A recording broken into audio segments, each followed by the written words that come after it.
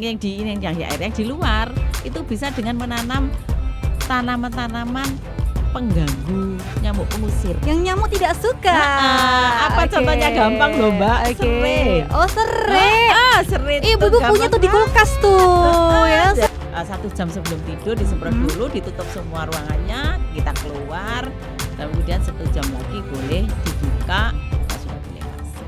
Oke, banyak bocoran-bocoran luar biasa loh. Hal-hal simpel ya yang bisa kita lakukan. Oke, bisa langsung dicontoh nih untuk para si moms gitu ya, biar anggota keluarganya juga terbebas dari DBD. Ya udah pakai namanya serai ibu-ibu, coba dicek di kulkasnya gitu ya, pastinya insya Allah ada gitu kan. Hai, halo, selamat pagi. Assalamualaikum, Sepi Muda. Sudah masuk hari Kamis ya, tanggal 2 Mei 2024. Gimana? Kemarin kamu sudah berlibur alias sudah healing-healing cantik gitu ya, bersama dengan orang tersayang. Sekarang kerja lagi tentunya ya, kembali untuk beraktivitas. Dan tentunya ketika kita sudah kembali untuk beraktivitas, wajib untuk menjaga kesehatan kapanpun dan dimanapun. PHBS-nya kudu disiplin lagi nih. Yang pasti sudah hadir bersama kita untuk narasumber spesial dari Dinkes Kabupaten Malang. Kita boleh sapa untuk Dr. Mentari Indah Bramanti selaku dokter fungsional Puskesmas. Halo, Assalamualaikum. Waalaikumsalam, Mbak Nisa. Sehat luar biasa Dokter Mentari. Alhamdulillah sehat. Aduh, Dokter Mentarinya imut-imut banget gitu ya. Dan di sebelah beliau sudah hadir juga untuk Ibu Tuti Nusha selaku PJ DBD Puskesmas Sumbara Pucung. Halo, Assalamualaikum. Halo, Assalamualaikum Mbak Nisa. Sehat juga Bu Tuti. Alhamdulillah, sehat luar biasa. Oke, yang pasti buat kamu yang sudah join bersama Nisa dan juga Dokter Mentari serta Bu Tuti, boleh untuk kita sapa dulu ya. Sudah bergabung di live YouTube streaming kita, silakan disapa. Halo. Halo. Oke, yang pastinya untuk Ibu Tuti serta Dokter Mentari kita bakal ngobrol nih Sepi Muda biar kita makin pinter gitu ya, makin paham, makin luas wawasannya tentang efektif gak sih gitu ya fogging untuk berantas demam berdarah. Untuk kamu langsung aja stay tune bersama Nisa di Ngopi Ngobrol Inspirasi, bisa langsung tanya-tanya bersama kita bertiga ya.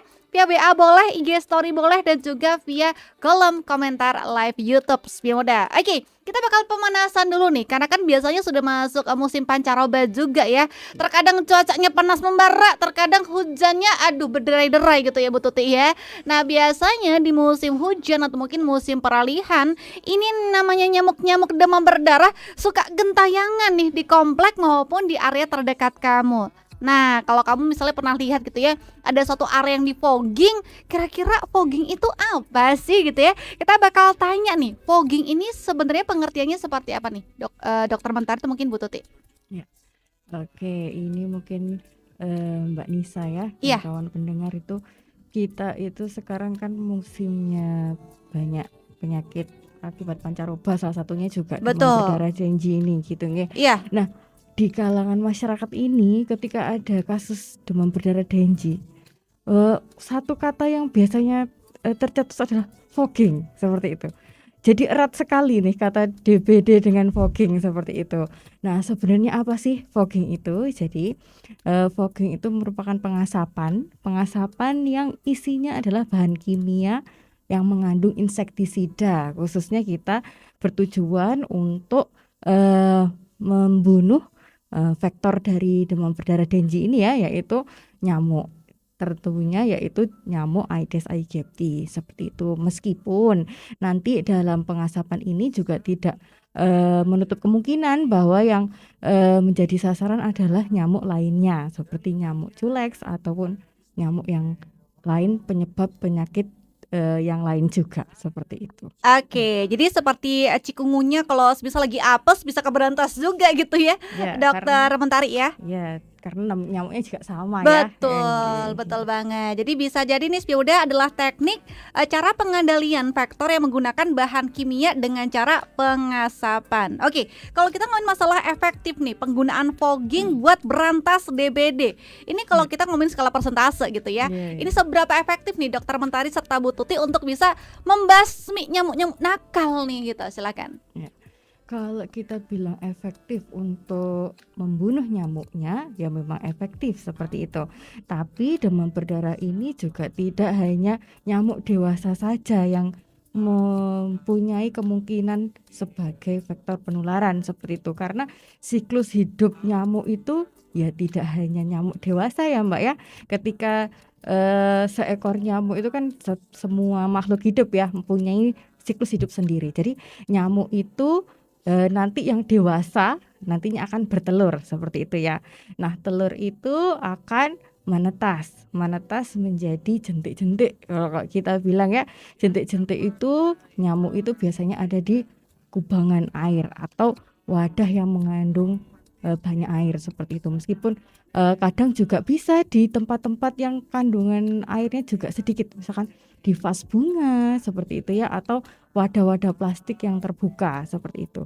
Nah, ketika setelah dia jadi jentik gitu ya, dia akan berubah lagi menjadi pupa atau mau menjadi dewasa seperti itu. Nah, yang menjadi sasaran dari fogging ini hanya nyamuk pradewasa dan dewasa seperti itu. Ya memang di nyamuk dewasa ini dia yang mengandung virus dengue-nya atau virus yang menyebabkan demam berdarah dengue-nya. Namun ketika dia memasuki fase kehidupan yang lainnya, nyamuk ini juga akan besar lagi seperti itu. Jadi fogging ini memang mempunyai peran seperti itu ya, tapi perannya hanya sebatas di nyamuk pradewasa dan nyamuk dewasa. Maka dari itu untuk pencegahan dari demam berdarah dengue ini kita perlu tambah nih Mbak Nisa. Selain dari fogging juga nanti kita menyasar siklus hidup nyamuk yang lainnya, yaitu waktu telurnya, waktu jentiknya, dan waktu pupanya. Dengan mungkin kawan pendengar dan Mbak Nisa ini juga sudah familiar ya dengan gerakan ini, yaitu gerakan 3M+. Mungkin bisa ditambahkan. Oke, jurus 3M plus PSN gitu ya, Iya, pemberantasan sarang nyamuk. Silakan Bu Tuti. Oke, baik. Selamat siang ya pemirsa dan Mbak Nisa. Jadi nambahin ya, untuk fogging tidak serta-merta kita melakukan fogging ya. Betul. Artinya ada syarat-syarat yang harus dipenuhi untuk akhirnya kami memutuskan untuk fogging. Karena apa? Fogging itu merupakan pilihan terakhir. Kenapa? Karena dia menggunakan bahan kimia. Pilihan terakhir itu yang pertama adalah yang pasti adalah PSN 3M+. PSN 3M+ itu pemberantasan sarang nyamuk. Sarangnya di mana kalau DB?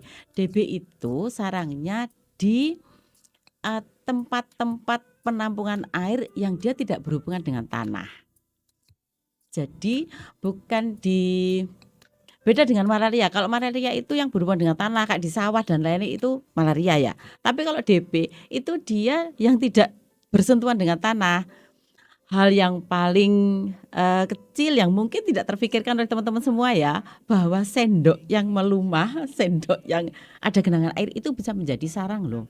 Bisa Sendok menjadi loh tempat ini ya. sendok loh ya, sendok sekecil itu. Oke. Kemudian tutup botol air mineral yang dia telentang ya, Oke. jadi tidak tengkurap, itu juga bisa menjadi sarang untuk bertelurnya nyamuk Anopheles itu. Ya, jadi kadang-kadang hal kecil ya yang tidak kita pikirkan itu akan berdampak luar biasa. Jadi kalau Mbak Nisa atau teman-teman yang lain misalnya jalan-jalan kok nemu sendok melumah, sudah dikorban aja. Itu akan berpengaruh besar terhadap penularan mungkin ya. Terus yang kedua, untuk PSN lainnya, kebersihan kamar mandi ya. Jadi yang kita sasar adalah jentik dan telur ya. Jadi telur nyamuk Aedes itu dia nempelnya kalau di kamar mandi itu 10 cm dari permukaan air. Jadi air yang biasanya di segenang seberapa itu di atasnya 10 cm. Disitulah tempat bertelurnya dan dia bisa bertahan sampai 6 minggu. Di situ berupa telur, tidak langsung menetas. Itulah kenapa teman-teman yang misalnya aku sudah PSN loh, sudah membersihkan kamar mandi, sudah bersih, jentiknya memang nggak ada, tapi telurnya masih nempel. Karena apa? Karena yang kita gosok itu tidak di atasnya itu, jadi hanya sampai permukaan air. Disitulah yang kadang-kadang kita abai ya, bahwa karena telurnya kecil sekali, nggak kelihatan dan nggak terjentik, udah bersih kok, bawahnya bersih, padahal di tembok yang atas itu masih nempel telur gitu. Jadi teman-teman semua, Mbak Nisa, kalau membersihkan kamar mandi, ya di atasnya permukaan air itu 10 cm harus ikut digosok ya. Itu seminggu sekali dilakukan. Kemudian hal-hal yang kecil yang kadang tidak kita pikirkan adalah kalau kita mengistilahkannya ketiak pohon. Jadi misalnya kayak pohon gitu kan ada yang semplak itu ya, Mbak. Iya, Nah, betul itu di betul. situ kan ada air. Dia tidak kena tanah, maka di Oh, situ menjadi sarang juga ya. Wow. jadi itu. Nah, sekarang ini Oke. musimnya kan sedang hujan, kemudian Panas, panas, maka air benar. menggenang di situ. Lah, disitulah nyamuk seneng gitu. Oke, ternyata nih ada tempat-tempat yang sama sekali kita tidak Gak kita pikirkan. pikirkan. Ternyata ini juga bisa jadi istilahnya tempat kosan para nyamuk gitu ya, untuk bertelur, kemudian menghasilkan jentik-jentik nih Spia Muda. Jadi buat kamu yang mungkin kamarnya serba estetik nih Bu Tuti serta Dokter Mentari yang banyak pot-pot tanaman gitu ya, jangan lupa untuk dicekin nih, siapa tahu mereka sudah berkeluarga lagi di fase-fase tersebut gitu ya. Wajib untuk dicek apakah ada telur nyamuk atau enggak. Dan yang pasti kalau sudah menguras kamar mandi, biasanya anak kosan agak suka males gitu ya Bu Tuti ya. Ingat, ini wajib banget untuk digosok ya 10 cm dari permukaan Air. air. Jadi Betul. kamu ketika sudah menggosok sudah sangat-sangat totalitas gitu ya. Jangan asal cuman cerit. Waduh, kayaknya kurang afdol gitu Spia Muda ya. Oke, yang pasti kalau untuk yang namanya fogging ternyata ini adalah opsi terakhir ya Bu Tuti serta Dokter Mentari, di mana fogging ini hanya bisa untuk membasmi nyamuk pradewasa dan juga dewasa, tapi tidak dengan telur dan juga jentik-jentiknya. Tapi kalau misal pengen melibas semuanya, bisa langsung dengan PSN 3M+, abis itu bisa untuk fogging. Tapi fogging ada tata laksananya ya. Jangan asal request Anda semua Spia Muda ya. Oke. Tadi kan diinformasikan bahwa fogging ini menggunakan bahan kimia insektisida gitu ya. Apakah ada bahan kimia lainnya atau pure yang efektif hanya insektisida? Silakan Dokter Mentari atau mungkin Bu Tuti. Monggo Dokter Mentari. Selama ini yang kita gunakan insektisida ya Mbak ya. Kalau yang bahan kimia lain mungkin kalau insektisidanya ada bermacam-macam seperti itu ya. Jadi beberapa jenis, tapi untuk yang misalkan bahan kimia yang tidak, karena fogging ini juga bahan kimianya harus terdaftar ya Mbak ya. Jadi kita dalam pelaksanaan fogging ini juga tetap ada pengawasannya, Monitoring seperti ya. itu ya, ada pengawasannya. Jadi tidak sembarang insektisida bisa kita pakai seperti itu. Jadi dia yang mempunyai daftar izin edar seperti itu. Kemudian ya memang dipergunakan untuk fogging, khususnya fogging nyamuk seperti itu. Silakan Bu Tuti. Yang pasti adalah penggunaan insektisida yang dia memang dikhususkan untuk nyamuk Anopheles itu, Aedes ya, bukan Anopheles ya, maaf.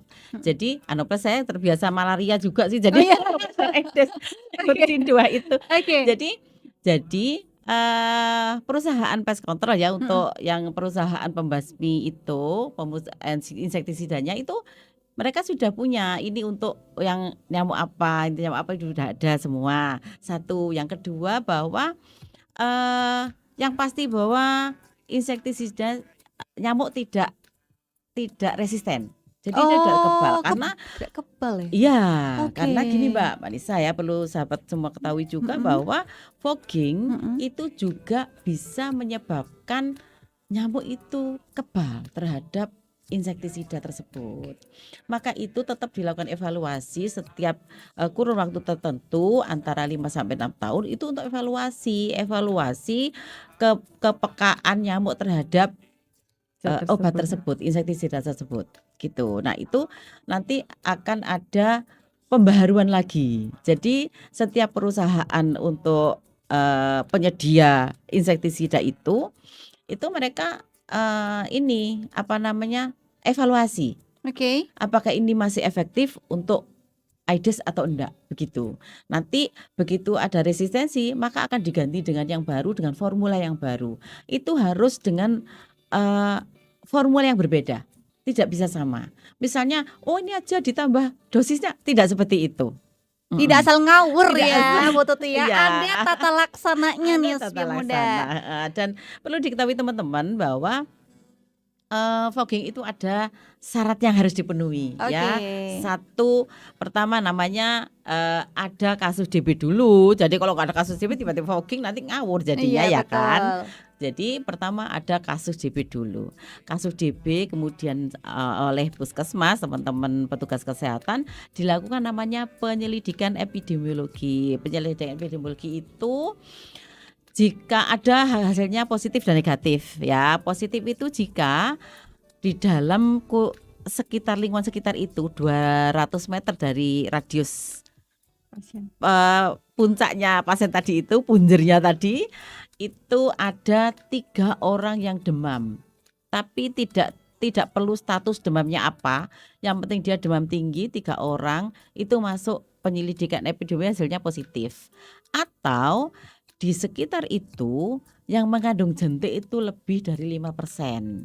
Itu kemudian tata laksana selanjutnya adalah dilakukan fogging. Seperti itu Mbak Nisa. Jadi kalau kemudian oke ada 1 pasien DB tapi ternyata hasil PN-nya negatif, ya kita tidak perlu melakukan fogging, cukup dengan PSN 3M+ itu tadi. Nah, 3M+-nya apa Mbak Nisa? Jadi 3M+-nya itu menambah bahan untuk membunuh jentik ya. Kayak ikan yang sekarang ini lagi bagus untuk membunuh jentik itu, pemakan jentik itu adalah ikan kepala timah. Ikan cupang juga bisa ya? Bisa, Oh, bisa. oke. Kemudian bisa dengan menanam ini ya yang di air yang di luar itu bisa dengan menanam tanaman-tanaman pengganggu nyamuk pengusir. Yang nyamuk tidak suka. Apa Oke. contohnya gampang loh Mbak? Oke. Serai. Oh, serai. Serai itu Ibu-ibu punya tuh di kulkas tuh ya, Jadi, serai. serai gampang banget kan, dan serai itu tumbuhnya gampang diincepno jadi Mbak. Oh, nah. Gampang banget. Oke. Serai, lavender itu juga Oke. bisa. Tapi kalau lavender kan bunga-bungaan ya, nggak semua orang Bisa punya. Tapi kalau serai kan paling gampang di pot bisa, di mana bisa. Dan nggak sulit sekali untuk merawat serai itu. Wah, dapat bocoran Ngurusin nih. nyamuk. Iya, Oke. serai. Jadi sering-sering aja nggak apa-apa. Serai digepui itu taruh aja di mana itu mengusir nyamuk juga kan. Gitu. Siap. Terus jangan lupa pakai lotion. Misalnya pas sedang banyak nyamuk pakai lotion boleh. Atau kalau misalnya mau di rumah itu sedang banyak nyamuk sudah disemprot aja pakai semprotan nyamuk Anti yang nyamuk, lain, betul. anti nyamuk yang lain. Nah caranya ya jangan pas mau tidur langsung ya Oke. Mbak Nisa. Jadi 1 jam sebelum tidur disemprot dulu, ditutup semua ruangannya, kita keluar, dan kemudian 1 jam lagi boleh dibuka, kita sudah boleh masuk. Oke, Bisa banyak lah. bocoran-bocoran luar Iya. biasa loh. Hal-hal Bisa, simpel iya. ya yang bisa kita lakukan gitu. Oke, bisa langsung dicontoh nih untuk para si moms gitu ya, biar anggota keluarganya juga terbebas dari DBD. Udah pakai namanya serai ibu-ibu, coba dicek di kulkasnya gitu ya, pastinya insya Allah ada gitu kan. Biasanya buat masak juga kan Bu Iya. Tuti serta Dokter Betul. Mentari. Dan boleh untuk pelihara ikan pemakan jentik. Dan yang paling istilahnya bisa untuk memakan jentik tersebut adalah ikan kepala timah.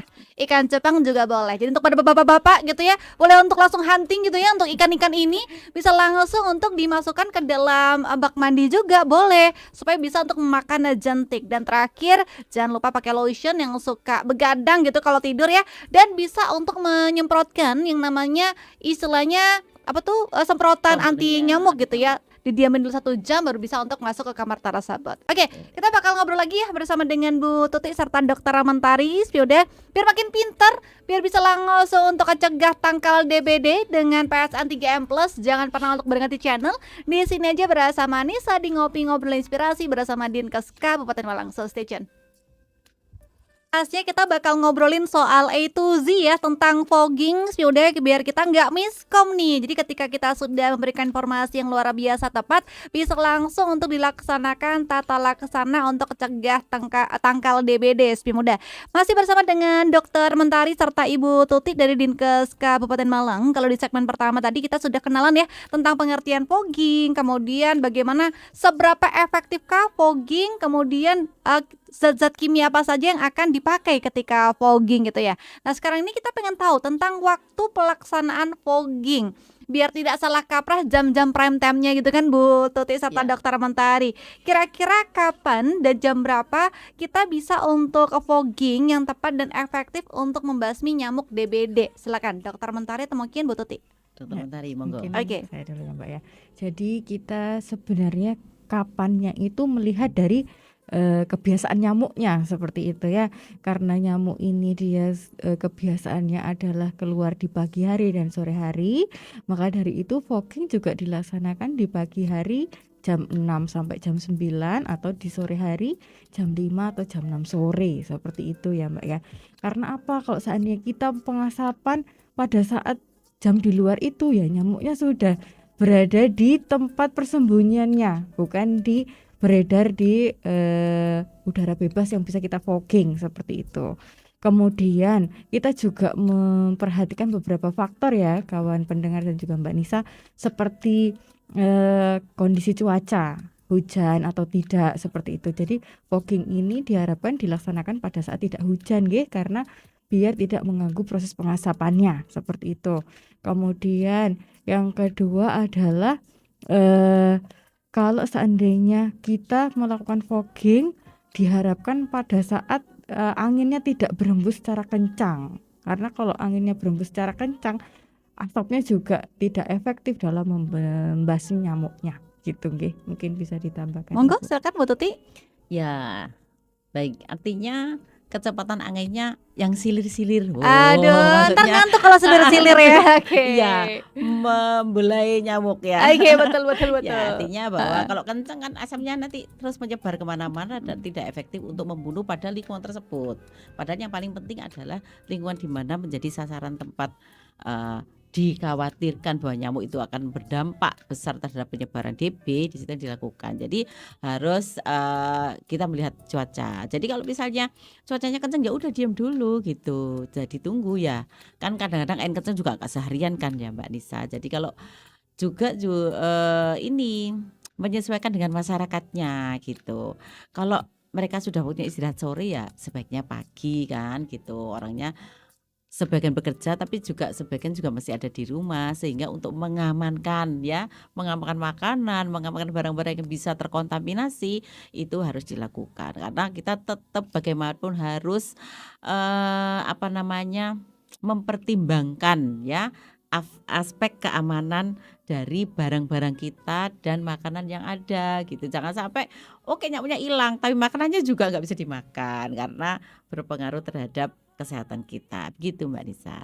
Oke, jadi ini sudah clear banget Spia Muda bahwa untuk jam-jam istilahnya paling efektif gitu ya, pagi hari jam 6 pagi sampai dengan jam 9 pagi, atau mungkin sore hari jam 5 sore sampai dengan 6 malam gitu ya. Dan pastikan wilayah kamu adalah tidak hujan dan kecepatan anginnya adalah kurang dari 18 km per jam.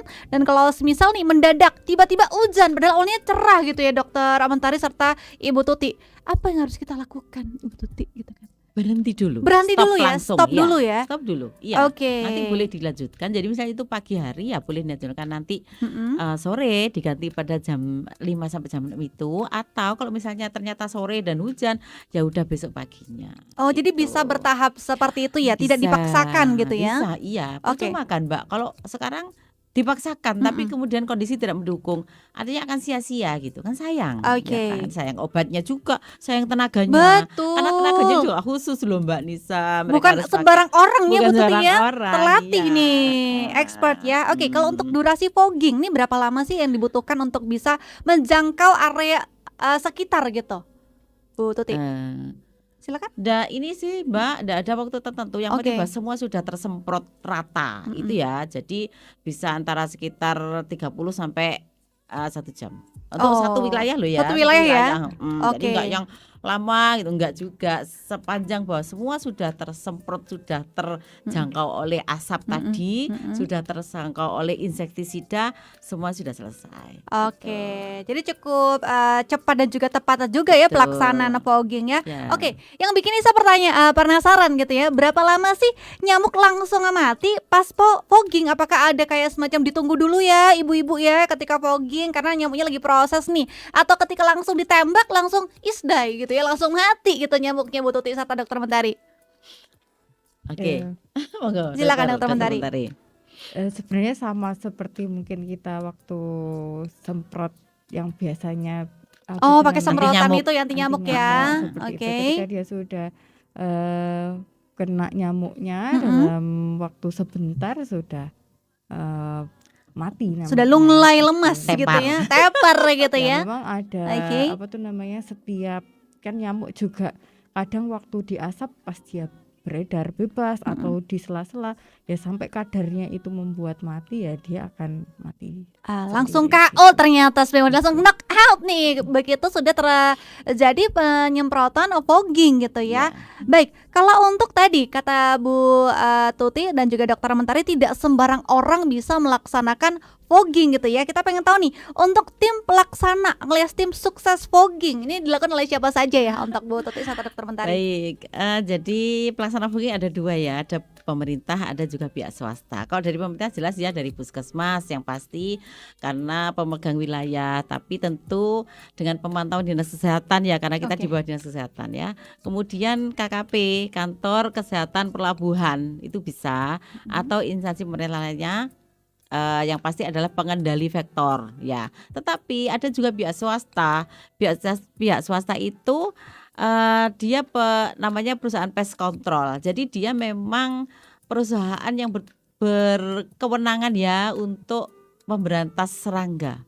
Salah satu adalah nyamuk. Itu namanya perusahaan pest control itu ada. Oke. Jadi maaf ya saya kurang paham kok di Malang ini Mm. di mana saya juga kurang, Oke. tapi yang pasti karena bahwa semuanya biasanya dilakukan oleh puskesmas ya. Nah, ada juga swadaya masyarakat, tetapi kalau swadaya masyarakat itu tetap harus dalam kontrol pihak puskesmas ya. Pihak puskesmas karena yang memantau wilayah tersebut itu puskesmas gitu Mbak Nisa. Jadi tidak bisa masyarakat tiba-tiba langsung aja sudah wes semprot sini.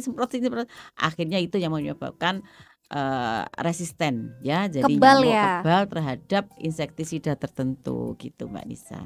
Oke, ada tambahan mungkin Dokter Mentari? Ya oleh karena itu ketika kita melakukan pengasapan seperti itu untuk pihak-pihak yang Terkait. swadaya seperti itu ya diharapkan untuk memberikan laporan kepada penanggung jawab daerah setempat khususnya untuk puskesmasnya ya, yaitu jenis apa yang digunakan insektisidanya seperti itu. Kemudian lokasinya akan dilakukan pengasapan itu di mana saja. Kemudian luasnya berapa seperti itu agar kita dapat berkoordinasi ya Mbak Nisa ya. Karena untuk yang swadaya dari selain pemerintah kan juga kita tetap harus melakukan pelaporan seperti itu. Oke, jadi kita istilahnya sebagai masyarakat umum gitu ya wajib untuk controlling juga gitu ya terhadap tata Betul. pelaksanaan yang namanya fogging Spi Muda. Jadi sekali lagi ada dua ya tim pelaksana fogging Spi Muda dari pemerintah, yaitu bisa melalui Dinkes, Dinas Kesehatan atau mungkin Puskesmas, bisa juga dari kantor kesehatan pelabuhan atau mungkin KKP, dan juga bisa instansi pemerintah lainnya yang menyelenggarakan fungsi pengendalian vektor dan binatang pembawa penyakit. Swasta juga bisa banget nih Spi Muda ya, bisa untuk dilakukan oleh perusahaan pengendali vektor dan binatang pembawa penyakit atau mungkin pest control, dan juga swadaya masyarakat, tapi tetap untuk dikawal gitu ya Dokter Mentari serta Ibu Tuti. Baik, Ya. apakah ada lagi poin-poin penting yang wajib untuk nancep nih di memori kita bahwa fogging ini ada aturannya, tidak sembarangan untuk dilaksanakan? Mungkin poin-poin yang wajib untuk kita ingat nih Bu Tuti serta Dokter Mentari. Silakan, ada tambahan? Ya, mungkin Tambah, saya menambahkan sedikit garis besar Iya, ya Mbak garis ya, besar, yang betul. bisa kita ambil. Yang pertama adalah kita harus tahu kelebihan dulu, kelebihan dari fogging ya. Yang pertama memang kelebihan dari fogging ini dia mentargetkan nyamuk dewasa, di mana yang nyamuk infektif pembawa virus dengue-nya memang nyamuk dewasa seperti itu. Jadi fogging ini mempunyai kelebihan targetnya nyamuk dewasa. Kemudian yang kedua, karena dia menargetkan nyamuk dewasa, akhirnya dia juga bisa memutus rantai penyebaran demam berdarahnya seperti itu ya. Kemudian yang ketiga, tidak membutuhkan waktu yang lama seperti itu ya. Jadi dalam waktu yang singkat sudah bisa Nyamuknya mati. membasmi nyamuk dewasa seperti itu. Namun kita juga tidak boleh mengesampingkan kekurangannya seperti itu ya Bu Dede ya. Betul dokter. Karena seperti yang sudah kita bahas tadi seperti itu, bahwa nyamuk ini siklusnya juga tidak hanya dewasa saja. Dan dewasa itu pun juga dia ada yang membawa virus Dengue, juga ada yang tidak membawa virus Dengue. Kemudian dia juga bisa ada di tempat yang terjangkau, bahkan dia juga ada yang tidak terjangkau. Misalkan dia sembunyinya di tempat-tempat yang kita tidak pernah bayangkan seperti itu. Kemudian itu tadi dia tidak dapat membunuh jentik dan juga telurnya. Jadi fogging tidak dapat berdiri sendiri untuk mencegah demam berdarah Dengue seperti itu. Kita tetap butuh 3M+ gitu nih. Oke, silakan. Ada tambahan Ya, mungkin? jadi yang paling penting ya pendengar ya, bahwa yang paling penting adalah PSN. PSN itu Itu yang paling menjadi penting ya, faktor Bu paling Tuti ya. penting terhadap pengendalian DBD. Dan perlu teman-teman ketahui ya bahwa siklus DBD itu 3 sampai 4 tahun itu apa namanya istilahnya, kalau kita istilahnya KLB ya. KLB, Jadi boom. kejadian luar Boom, biasa. iya. Mm-mm. Mbak Nisa ingat Mm-mm. 2-3 tahun yang lalu itu landai DBD nggak Oke. sebanyak ini Mm-mm, gitu. mm-mm. 2024 dan ini mungkin sampai 2025 akan boom ya. Oke. Jadi sobat pendengar ya, jadi jangan lupa satu PSN itu yang paling penting, dan ingin mengingatkan kembali bahwa tutup botol kecil, Iya, sendok yang terlentang, betul. kemudian kalau kita mengistilahkan ketiak pohon tadi ya, batang-batang pohon itu, Oke. pelepah daun pisang, dia kan nggak kena tanah kan ya, itu bisa. Jadi hal-hal yang semua yang memungkinkan air untuk menggenang ya, semua ya, hal yang memungkinkan air untuk menggenang dan tidak bersentuhan dengan tanah itu menjadi faktor perhatian kita yang paling utama. Karena hal kecil saja, itu kan kecil banget, nggak kita sangka kan Mbak ya. Yang kita perhatikan apa kubangan air besar, kemudian tong-tong yang gede itu.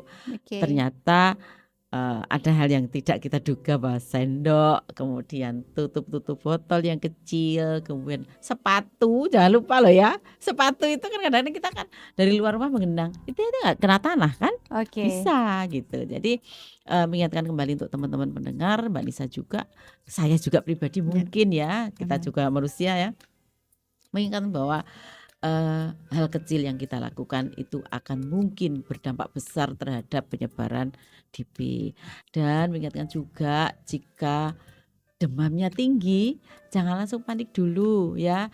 Jangan langsung aku mau lab sekarang, ini di luar ini ya, di luar fogging ya Mbak Nisa. Jadi kadang-kadang masyarakat, Bu mau lab sekarang aja, jangan dulu ditunggu. Yang paling bagus itu hari ketiga demam, itu sudah menunjukkan gejala, artinya secara laboratoris sudah menunjukkan permasalahan gitu. Kalau masih hari pertama masih belum nampak, semuanya akan baik-baik saja karena belum berpengaruh terhadap sistem di tubuh gitu ya. Jadi pendengar semua, Mbak Nisa, kalau ada demam diberi dulu obat penurun demam, boleh silakan. Tapi juga kita wajib waspada ya dengan mengkonsumsi cairan yang banyak ya, karena prinsip DB adalah dia cairannya keluar dari pembuluh darah, kebocoran pembuluh darah ya Dok ya. Jadi kalau saya salah diingetin ya Dok, tapi insya Allah seperti itu. Jadi jangan panik dulu, diganti cairan, tapi bukan berarti minum yang banyak tanpa kontrol ya. Jadi karena beda dengan diare, kalau pada DB itu kebocoran ada pada pembuluh darah sehingga cairannya keluar. Tapi kalau nanti begitu sudah selesai, cairan ditarik kembali masuk ke tubuh sehingga tidak dehidrasi. Sebenarnya itu. Kalau diare itu kan orang dehidrasi, cairan memang keluar dari tubuh sehingga perlu cairan yang banyak untuk memasukkan kembali cairan ya. Diingat, yang efektif adalah minum manis. Ya, minum manis, tapi ya jangan terlalu manis ya Mbak Nisa, nanti diabetes. Menjalar nantinya ya. Makanya jadi Oke. hilang masalah satu, timbul masalah lain nanti gitu ya. Jadi mengingatkan Oke, itu aja untuk siap. sobat pendengar, Mbak Nisa. Dan saya juga mungkin ya mengingatkan untuk saya sendiri juga bahwa kita waspada terhadap DB sampai 2025 sepertinya akan menjadi boom lagi. Jadi begitu memasuki musim penghujan, ini kan bulan-bulan ini hujannya kan jadi hujan diem. Panas, iya. Jadi betul. itu yang bikin masalah. Kalau hujan terus-terusan malah malah nggak seberapa besar, Besar karena ya. apa? Airnya mengalir kan. Betul. Jadi airnya yang Meluap. tadi menggenang dia akan hilang terkena hujan lagi. Nah, untuk yang sekarang ini karena musimnya sedang tidak jelas seperti itu, sehingga kemungkinan untuk penyebaran Oke. DP sangat besar ya. Siap. Jangan lupa juga jaga kesehatan dengan pola hidup yang benar. Oke. Artinya makanya dengan gizi seimbang ya Mbak Nisa. Karena gizi seimbang itu harus mengandung semua unsur gizi, menghindari stres Oke. karena itu sangat penting karena istilahnya kerusakan tubuh, satu penyebab yang paling besar adalah stres ya gitu. Kemudian minum yang cukup karena itu juga menjadi pengaruh besar terhadap proses metabolisme. Begitu teman-teman. Oke, Iya. jadi pada intinya nih Spi Muda, kondisi kesehatan kamu untuk urusan kesehatan wajib jadi prioritas gitu Spi Muda ya. Dan pastinya makan makanan bergizi, isi piringku jangan sampai lupa gitu ya detailnya. Dan pastinya jangan lupa untuk cukupi kadar air dalam tubuh kita setiap harinya. Oke, kita bakal masuk di segmen terakhir ya, Bu Tuti serta Dokter Mentari. Jangan pernah untuk berganti channel, di sini aja bersama Nisa di Ngopi Ngobrol Inspirasi. Stay tune. Hayo, yang sukanya belanja online, biasanya kan kardusnya suka numpuk di mana-mana itu tuh. Ayo, segera diberesin Spi Muda, atau mungkin kamu yang suka banget untuk mengkoleksi pot-pot tanaman, itu kan juga banyak air tergenang. Tolong untuk langsung disidak TKP biar siapa tahu ada telur-telurnya. Kamu langsung bisa inisiatif untuk langsung mengusir dengan PSN atau mungkin 3M+. Baik, masih bersama dengan Dokter Mentari dan juga Ibu Tuti. Kita langsung aja untuk bertanya, ternyata nih buat menghindari gitu ya terjadinya resistensi pada nyamuk diperlukan manajemen resistensi. Yuk kita kenalan ya dengan tata cara manajemen resistensi. Monggo silakan Dokter Mentari atau mungkin Ibu Tuti. Monggo Dokter Mentari. Ya, mungkin saya sedikit membahas, nanti ditambahin Ibu gitu ya. Boleh. Jadi memang resiko kalau seandainya kita menggunakan pestisida itu resiko resistensinya, insektisidanya ya Mbak ya. Maka dari itu untuk penggunaan insektisida ini kita juga harus disesuaikan dosisnya gitu ya. Di setiap merek insektisida nanti juga punya label tersendiri atau tata cara tersendiri untuk penghitungan dosisnya, seperti itu. Yang kedua adalah yang memang kita harus lakukan monitoring nggih. Ketika kita sudah melakukan fogging ternyata kok ada indikasi resisten seperti itu, kita juga harus pertimbangkan apakah tetap harus menggunakan insektisida yang sama atau memang harus ada penggantian insektisida. Karena memang resiko dari resisten ini juga bisa berakibat jangka lama seperti itu. Mungkin bisa Oke, ditambahkan. mungkin silakan tambahan Bu Tuti. Oke, baik. Jadi kalau resisten itu begini Mbak. Ya. Ini kita bisa coba di rumah sendiri Oh ya. iya betul. Paling gampang. Taruhlah satu merek obat Oke. anti nyamuk ya. Ya. Kita lakukan saja semprot. Ternyata pada 1 jam kemudian nggak mati. Itu kan berarti dia sudah resisten. Maka yang paling segera bisa kita lakukan adalah ganti dengan merek yang lain. Ya, dengan jenis yang sama, tapi merek yang lain, karena kadang-kadang komposisinya beda. Gitu Pak, atau bahan dasarnya beda. Nah itu saja, itu yang kalau kita mau di rumah ya, yang paling gampang. Karena untuk mengadakan fogging kadang-kadang juga tidak sesederhana itu. Betul. Karena syarat-syarat tadi, dan kemudian karena banyaknya permintaan kita tidak bisa langsung. Oke. Ya kan. Jadi masih harus menunggu. Maka yang paling cepat kita lakukan adalah dengan melakukan pembasmian sendiri di rumah dengan apa yang ada di rumah. Jadi yang penting bahwa diingat ya teman-teman semua, bahwa tidak pakai asap ya. Oh Yang iya. maksudnya mohon maaf, yang obat nyamuk bakar Oh ya. gitu. Oh kurang efektif itu ya Bu Tuti ya? Bukan kurang efektif Mbak, di pernafasan. Oh Karena dia harus betul. semalaman ya Betul, kan. betul. Karena dia harus semalaman kan nyala. Sedangkan kalau untuk obat semprot itu kan bisa tadi itu 1 jam sebelum itu sudah dilakukan. Oke. Gitu kan. Jadi masih aman untuk fisik kita, untuk kesehatan kita. Tapi kalau obat nyamuk bakar itu yang kalau mau di karangan ya, misalnya di belakang rumah atau di pekarangan boleh, silakan, enggak masalah. Oke. Dia nyala semalaman juga boleh. Dan kalau padahal yang paling penting bukan malam ya. Nyamuknya itu loh Dok. Nyamuk Iya. Aedes kan enggak malam ya, Mbak. Pagi dan sore. Sore. Mm-mm. Oke. Kemudian penggunaan pestisida jangan lupa ya, seperti disampaikan Dokter Mentari tadi, bahwa harus sesuai dengan tata laksana yang ada dalam pestisida. Setiap pestisida di dalam botolnya itu sudah ada aturannya, Mbak. Oke. Jadi tidak sama, tidak kemudian saya pakai merek ini nih, oh harus takarnya segini. Nah kemarin kan ada di yang kita dapat ya, bahwa ada satu itu takarannya 150 cc pestisida dilarutkan ke dalam 10 liter solar gitu ya, bahan bakar gitu. Nah di merek lain bisa berbeda, jadi harus selalu membaca petunjuk sehingga kita tidak salah. Ya, dosis harus betul-betul diterapkan sehingga mengurangi risiko resistensi tadi ya, manajemen resistensi. Kemudian jika terjadi resistensi seperti yang saya sampaikan tadi, bahwa harus berganti dengan jenis yang berbeda gitu ya. Nah, perlu diingat juga jika ada beberapa merek kan Mbak, tetapi bahan dasarnya sama, maka itu dianggap sama. Sehingga misalnya obat nyamuk A dengan obat nyamuk B, atau insektisida A dengan insektisida B, itu bahan dasarnya sama, maka itu dianggap sama. Jadi jangan kemudian ini sudah resisten kita pakai B aja, sama gitu. Jadi maka harus berganti dengan yang jenis lainnya. Begitu Mbak Nisa dan pendengar semua. Oh, ternyata caranya mudah sekali ya. Ini bisa banget nih untuk para momski dan juga anak rantau yang jauh dari orang tua gitu ya. Ternyata kita bisa coba untuk beragam merek. Semisal nih kau pakai merek A, ternyata ketika sudah disemprot kok yang namanya nyamuknya masih traveling gitu ya kan, langsung aja OTW untuk ganti itu mereknya gitu ya Spia Muda ya. Dan yang pastinya lakukan controlling. Jadi kamu sendiri sebagai satpam untuk diri sendiri ya Bu Tuti ya. Dan yang pastinya jangan lupa untuk yang namanya semisal keluarga ada juru jentik nih yang bisa untuk langsung ngecek setiap lokasi-lokasinya gitu ya Bu Tuti serta Dokter Mentari. Baiklah. Nah, kalau misalnya untuk dampak fogging nih, mungkin orang juga nggak banyak tahu gitu ya.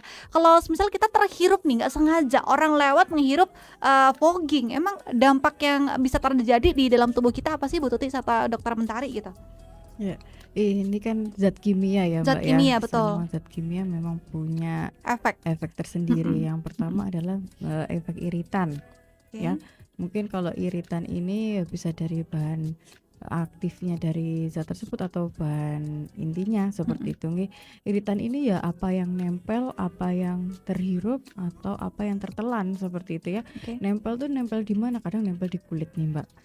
Banyak beberapa petugas fogging ini yang mengeluhkan jadi iritasi kulit Ruam seperti itu. gitu ya. Nih. Oke. Jadi apa tuh namanya iritasi atau peradangan di kulit karena zat kimia tertentu. Kemudian bisa mata juga sensitif ya. Kemudian kalau seandainya terhirup, nah ini tergantung dari insektisidanya gitu ya. Ada beberapa dalam dosis besar, mungkin kalau dosis kecil saja masih bisa tidak menimbulkan efek apapun, tapi kalau dosis besar juga bisa menimbulkan reaksi-reaksi tertentu tergantung dari zat aktif yang terkandung dalam zat kimia tersebut, seperti itu. Oke, itulah kenapa tadi Dokter Tuti menginformasikan bahwa sebelum fogging dilindungi semua nih yang namanya makanan, kemudian barang-barang di rumah dilapisi udah agar tidak insektisidanya nempel di situ yang bisa menyebabkan dampak tidak baik untuk kesehatan kita, begitu ya? Iya, ditambah ya Mbak. Jadi begitu misalnya kita terkontaminasi, kontak ya, kita kontak dengan bahan kimia, misalnya kena mata, jangan diucek-ucek ya. Langsung disiram pakai air Dingin ya, dingin, seger air gitu ya. biasa. Oke. Jadi kalau mata langsung dibersihkan ya, Oke. jangan diucek-ucek. Satu, jangan diucek-ucek. Karena takutnya itu nyebar akan gitu ya? Male lebih masuk Kak Oh. ke pori-pori, ya oke. kan? Ya, jadi kalau terhirup itu yang memang agak sulit karena di dalam ya di hidung. Kalau bisa tetap dicuci hidungnya, Oke. artinya dibersihkan pakai air biasa, tapi jangan diucek-ucek. Yang penting jangan diucek-ucek, karena dia akan semakin masuk dan semakin mengiritasi. Oke. Di kulit juga seperti itu. Pertama kali jika kita kontak maka harus segera dibersihkan dengan air mengalir. Kalau yang di kulit boleh pakai sabun ya. Oh, Atau langsung pakai sabun, ya? langsung saja Oke. dengan air mengalir tapi ya. Kemudian kalau di mukosa itu di mata ya lebih gampang itu disiram juga, jangan pakai sabun. Kalau mata kan perih Mbak. Perih nanti makin ya. parah, ya. Merah nanti Jadi matanya. double Iya, iritasi gitu ya. oke. Kalau di hidung dibersihkan juga secukupnya dan segera evaluasi pernafasan. Oke. jika terasa sangat tidak nyaman, jika nggak nyaman ya, jangan sangat tidak nyaman. Jika segera nyaman, harus segera ke klinik atau puskesmas terdekat. Sudah itu aja ya. Bilang bahwa Tidak habis sengaja, menghirup bahan kimia itu. Oke. Gitu. Kalau tertelan misalnya, kalau bisa dimuntahkan, Oke. gitu ya. Dengan minum air yang banyak dimuntahkan, atau untuk penawar racun bisa minum air kelapa. Oh iya betul. Bisa juga susu. Oke. Susu juga menjadi salah satu Penetral penawar. ya. Iya gitu. Oke, Nggih. baiklah. Nggih. Nah sudah kerasa sudah 1 jam ternyata Bu Tuti ya. Tidak terasa sekali Dokter Mentari kita ngobrolnya saking asiknya. Sudah mungkin untuk statement di closingan ini kita boleh untuk diajak bersama-sama untuk para masyarakat luas agar bersinergi nih dengan Dinkes Kabupaten Malang untuk kita memberantas nyamuk-nyamuk demam berdarah dengan 3M+, PSN atau mungkin yang dibutuhkan juga fogging. Silakan. Dokter dulu. Mungkin closing statementnya Ya. adalah kita ambil peran kita masing-masing, seperti itu ya Mbak ya. Karena setiap dari kita sebenarnya mempunyai peran yang sangat krusial atau yang sangat penting untuk mengendalikan kasus demam berdarah ini gitu ya. Untuk yang ibu-ibu mungkin di rumah gitu ya, coba cek sekarang rumahnya ada nggak yang berpotensi untuk menjadi perkembangbiakan atau tempat perkembangbiakan dari nyamuk penyebab demam berdarah dengue ini. Kemudian ketika memang ada di kondisi lingkungan kita ada yang ternyata sudah positif terinfeksi demam berdarah seperti itu ya, mari stakeholder terkait bersama-sama untuk gotong royong membersihkan 3M+ wilayahnya masing-masing. Kalau memang dalam wilayah tersebut seperti yang Ibu jelaskan tadi di depan ya, sudah terindikasi kejadian luar biasa, nanti dari pihak pemerintah juga khususnya puskesmas setempat akan mengambil langkah yang lebih kompleks lagi. Diperlukan atau tidak diperlukan fogging ini.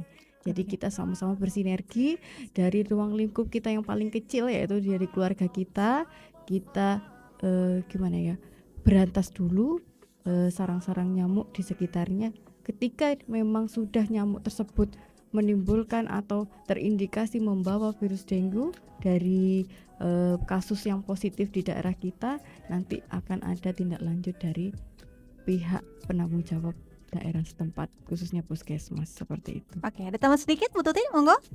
Baik Mbak, saya cuma ingatkan aja Oke. bahwa fogging bukan menjadi Pilihan. tujuan utama dan Oke. pilihan utama ya. Siap. Fogging itu menjadi pilihan terakhir ya, dan yang paling penting adalah PSN 3M+. 3M+. Baiklah. Ya, perhatian sekecil apapun akan berdampak yang sebesar terhadap penyebaran dengue. Oke, terima kasih Dan banyak. satu lagi ya, Oke. satu lagi, jaga kesehatan diri kita dan Siap. keluarga. Ya. Gitu ya. Baik, terima kasih untuk Dokter Mentari serta Bu Tuti, menarik sekali informasinya, luar biasa inspiratif. Bisa langsung kita laksanakan di masing-masing area atau mungkin masing-masing rumah kita. Udah betul sekali dari Dokter Mentari bahwa kita perlu mengambil peran masing-masing ya, dan tentunya bersinergi dengan pemerintah maupun swasta untuk cegah tangkal demam berdarah. Kita bakal jumpa lagi nih ngopi-ngobrol inspirasi minggu depan. Sehat-sehat untuk Ibu Tuti, Dokter Mentari. Terima kasih, saya Terima juga Mbak kasih. Nisa dan pendengar semua. Oke, bye-bye. Assalamualaikum. Bye bye, waalaikumsalam. Salam.